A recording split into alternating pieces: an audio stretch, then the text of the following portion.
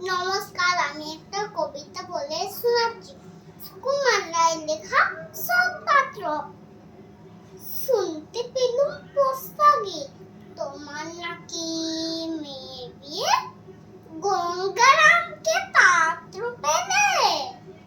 জানতে চাও কেমন ছেলে? মন্দ নয় সে, পাত্র ভালো, রং যদিও বেজায় কালো। তার উপরে মুখের গঠন অনেকটা ঠিক পেঁচার মতন। বিদ্যে বুদ্ধি বলছে মশাই, ধর্মী ছেলের অধ্যাবসায়। 19 বার মারতে গেছে, ঘায়েল হয়ে থামলো শেষে।